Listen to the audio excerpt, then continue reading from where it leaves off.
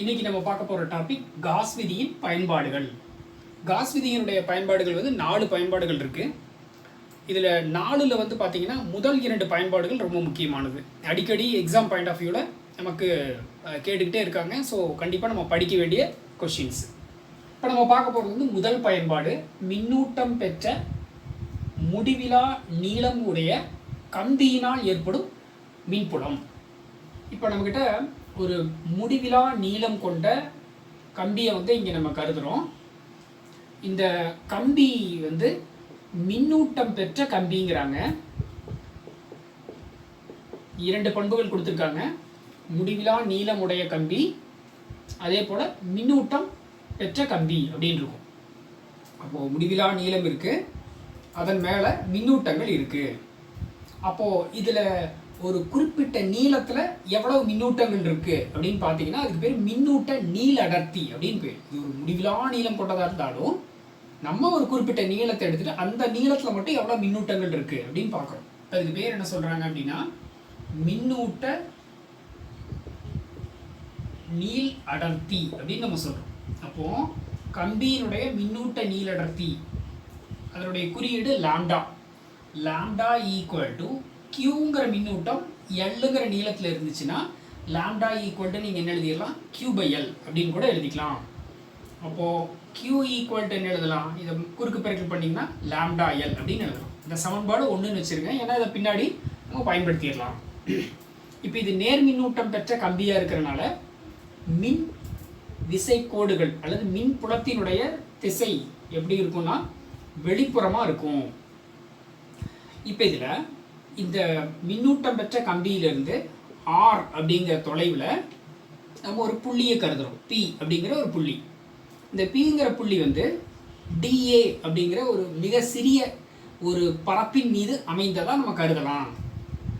இப்போ இந்த பரப்புலையும் மின் புலத்தினுடைய திசை வந்து பார்த்திங்கன்னா வெளிநோக்கி தான் இருக்கும் இல்லையா, ஏன்னா இது நேர் மின்னூட்டம் பெற்றது. அப்போ அந்த ஒரு குறிப்பிட்ட பரப்பை தாண்டியும் மின்புலம் வெளிநோக்கி தான் இருக்கும். அப்போ இ வெக்டரோட திசை வெளிநோக்கி நம்ம வரைஞ்சிட்டோம். இந்த டிஏங்கிற இந்த சிறிய பரப்பினுடைய திசை எப்படி இருக்கும், அதுவும் அதே திசையில் தான் இருக்கும் இல்லையா. அப்போ தான் என் கேப் அதுவும் அதே திசையில் தான் இருக்குது. இப்போ டீட்டா ஈக்குவல் டு நீங்கள் என்ன சொல்லலாம், 0 டிகிரி. இவங்க 2 பேருக்கு இடையில் உள்ள கோணம் வந்து டீட்டா 0 டிகிரி. இப்போ இந்த ஒரு சிறிய பரப்பின் வழியாக எவ்வளவு மின்விசை கோடுகள் வரும் அப்படின்னு பார்த்தீங்கன்னா அதை கண்டுபிடிக்கிறதுக்காக இங்கே நம்ம 2 சிறிய ஒரு பகுதிகளை இங்கே நம்ம கருத போகிறோம். இது ஒரு மிகப்பெரிய நீளம் கொண்ட ஒரு கம்பியாக இருந்தாலும் நான் ஒரு குறிப்பிட்ட பகுதி A1 அப்படிங்கிற ஒரு சிறு பகுதியையும் A2ங்கிற ஒரு மின்னூட்டம் பெற்ற ஒரு சிறு பகுதியும் கருதுறேன். இந்த A1ங்கிற பகுதி கண்டிப்பாக இந்த Pங்கிற புள்ளியிலேருந்து இருக்கக்கூடிய தொலைவு தான். A2ங்கிற பகுதியும் Pங்கிற புள்ளியிலேருந்து இருக்கும். இரண்டும் சமமான தொலைவில் இருக்கும். அதே போல் சப்போஸ் அதுக்கு எதிராக நீங்கள் கியூன்னு இன்னொரு பகுதியை கருதுறீங்க, ஒரு புள்ளியை கருதுறீங்க, அது ஒரு டிஏங்கிற சிறிய ஒரு பரப்பின் மீது இருக்குது. அதுவும் எப்படி இருக்கும், இந்த A1 A2ங்கிற அந்த மின்னூட்டம் பெற்ற கம்பிகள் மீது இருக்கக்கூடிய சிறு பரப்புகளுக்கு ஒரே தொலைவில் தான் இருக்கும். இப்போ இதை நீங்கள் ஒரு வட்ட பகுதியாக கருதுனீங்கன்னா, வட்ட பரப்பு எடுத்துக்கிட்டிங்கன்னா இந்த மின்னூட்டம் பெற்ற கம்பியை சுற்றி இருக்கக்கூடிய வட்ட பரப்பில் கண்டிப்பாக வெளிவரக்கூடிய மின்புலம் எல்லா இடங்கள்லையும் சமமாகவே இருக்கும். இப்போ மின்புலத்தினுடைய மதிப்பு அந்த வட்ட பரப்பின் வழியாக வரும்போது நீங்கள் அந்த வட்டப்பரப்பில் எங்கே எடுத்து பார்த்தீங்கன்னாலும் மின்புலத்தினுடைய மதிப்பு கண்டிப்பாக சமமாகவே இருக்கும். இப்போ முழு கம்பி முழுக்க எடுத்துக்கிட்டு இந்த கம்பி முழுக்க எவ்வளவு மின்புலம் கிடைக்கும், மின்புல பாயம் எவ்வளவு வெளியே வரும் அப்படின்னு நீங்கள் பார்த்தீங்கன்னா அதுக்கு ஒரு கற்பனை பரப்பை நம்ம உருவாக்கணும். இப்போ நான் கற்பனை பரப்புன்னு எடுத்துக்க போகிறேன்.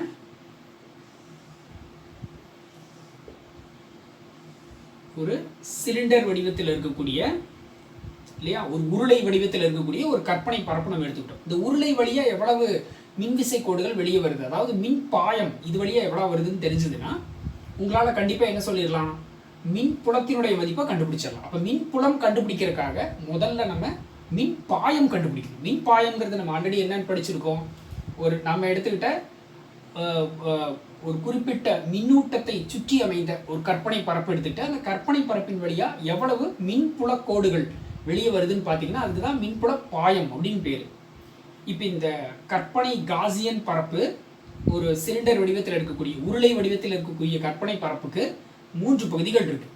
ஒன்று வந்து வளைபரப்பு இல்லையா, அதை சூழ்ந்து அமைந்த வளைந்த பரப்பு, மேற்பகுதி, கீழ்ப்பகுதி அப்படின்னு 3 பகுதிகள் இருக்குது. இந்த 3 பகுதிகள் வழியாகவும் மின்பாயம் வெளியே வர்றதுக்கு வாய்ப்பு இருக்குது.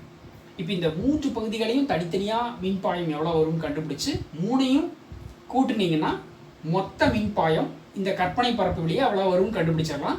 அதுதான் என்னவா இருக்கும், மின்னூட்டம் பெற்ற கம்பியினால் உருவாகும் மின் பாயத்துக்கு சமமாக இருக்கும். அதிலிருந்து நம்ம மின் புலம் எவ்வளோ இருக்குங்கிறத கண்டுபிடிச்சிடலாம். ஓகே, அப்போ ஃபஸ்ட்டு மின் பாயம் கண்டுபிடிக்கிறதுக்கான சமன்பாடு நமக்கு என்ன தெரியும், πe = surface integral of E vector dot dA vector. இது வந்து முழு உருளைக்கும் சேர்த்து வெளிவரக்கூடிய மின்புலம் மின் பாயத்தினுடைய சமன்பாடு. இதை மொத்தமாக நம்ம கண்டுபிடிக்க முடியாது, ஏன்னா 3 பகுதிகள் இருக்குது. இந்த 3 பகுதிகளுக்கு நம்ம தனித்தனியாக சொல்லணும். சரி, அப்போ πe = இன்டெக்ரல் ஆஃப், இது ஓப்பன் இன்டெக்ரல் நம்ம சொல்கிறோம் இல்லையா, ஏன்னா ஒரு குறிப்பிட்ட பகுதி மட்டும், திறந்த ஒரு பகுதியை மட்டும் நம்ம எடுத்துருக்கோம். எந்த பகுதி நம்ம எடுக்கிறோம், முதல்ல நம்ம எடுத்துக்கிறது வந்து வளைபரப்பு எடுத்திருக்கோம். வளைபரப்புக்கு அதே போல் எழுதுங்க, E vector dot dA vector plus, அடுத்து நீங்கள் எடுத்துக்க போகிறது இது மேற்பகுதின்னு எடுத்துக்கலாம். இந்த மேற்பகுதி எடுக்கிறீங்க. இந்த மேற்பகுதியில் எவ்வளவு மின் பாயம் வெளிவரும் கண்டுபிடிக்கிறதுக்காக நான் அங்கே ஒரு சிறு பரப்பு எடுக்கிறேன், dA. மேற்பகுதியில் அமைந்த ஒரு சிறு பரப்பு. இதனுடைய திசை எப்படி இருக்கும், கண்டிப்பாக மேலே இருக்குது. அப்போ கண்டிப்பாக அதனுடைய திசை வந்து இப்படி இருக்கும், n.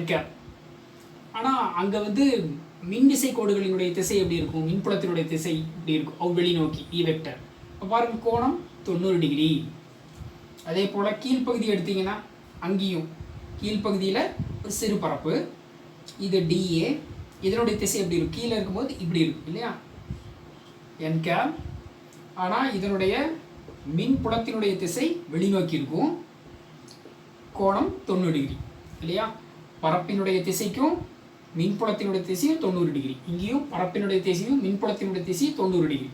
இங்கே பரப்பினுடைய திசையும் மின்புலத்தின் திசையும் 0 டிகிரியில் இருக்குது.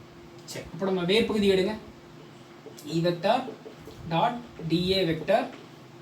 இங்கே வந்து மேற்பகுதி இல்லையா, ப்ளஸ் அதே போல் E vector dot dA vector கீழ்ப்பகுதி இல்லையா. சரி, இப்போ நீங்கள் இந்த வெக்டார் வடிவத்தில் இருக்கிறத தீட்டா இன்க்ளூட் பண்ணி ஸ்கேலராக மாற்றுங்க. பெண் எழுதலாம், πe = integral of EdA cos θ. இங்கே தீட்டாவினுடைய மதிப்பு என்ன நம்ம சொல்லிடலாம், வளைபரப்பில் 0 டிகிரி. அப்போது cos 0 டிகிரி, இது வளைபரப்பு, plus integral of EdA cos, மேற்பகுதியில் என்னன்னு சொல்லியிருக்கீங்க, 90 டிகிரி இல்லையா, 90 டிகிரி. இது வந்து மேற்பகுதி, plus integral of EdA cos 90 degree. ஏன் 90, அது வந்து கீழ்ப்பகுதியில் இல்லையா, ஸோ கீழ்ப்பகுதி. அப்போ cos 0 டிகிரியோட வேல்யூ வந்து 1. அப்போ πe =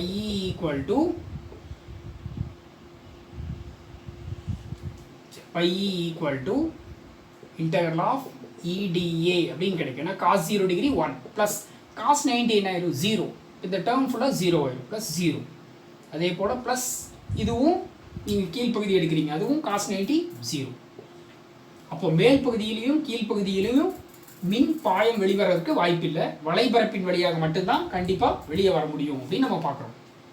அப்போ πe = இங்கே ஈங்கிறது வந்து மின்புலம். மின்புலம் எல்லா பகுதிகளையும் எப்படி இருக்கும், கண்டிப்பாக அந்த பரப்பின் மீது சமமாக தான் இருக்கும். ஏன்னா எல்லாமே 6ங்கிற தொலைவில் தான் நீங்கள் செக் பண்ணுவீங்க. அப்போ கண்டிப்பாக எல்லா பகுதியிலையும் E சமம்.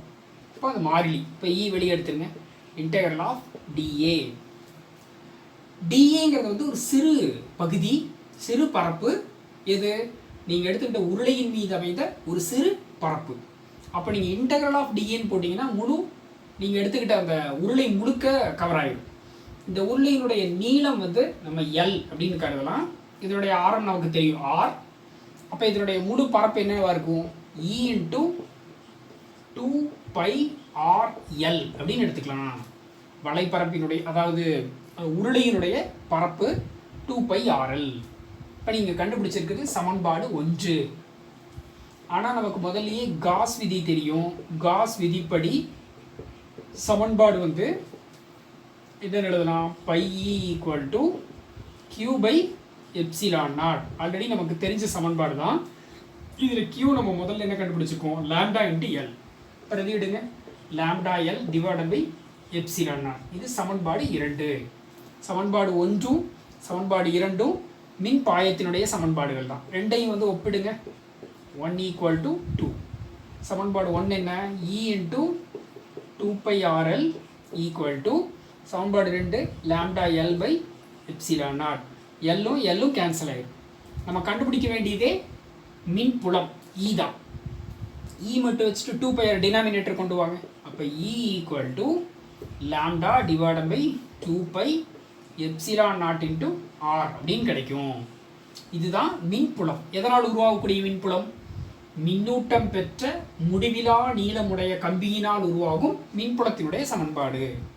இதில் லாம்டாவினுடைய மதிப்பு பாசிட்டிவாக இருந்ததுன்னா உங்களுக்கு மின்புலத்தினுடைய மதிப்பும் வெளிப்புறமாக இருக்கும் இல்லையா? ஏன்னா அது நேர் மின்னூட்டம் பெற்றது. சப்போஸ் லாம்டாவோட மதிப்பு நெகட்டிவாக இருந்துச்சுன்னா, கியூ நெகட்டிவாக இருந்தால் லாம்டா நெகட்டிவாக இருக்கும். லாம்டா நெகட்டிவாக இருந்ததுன்னா இ மதிப்பு எப்படி இருக்கும்? உள்நோக்கி இருக்கும் அப்படின்னு நம்ம இந்த இடத்துல சொல்லலாம்.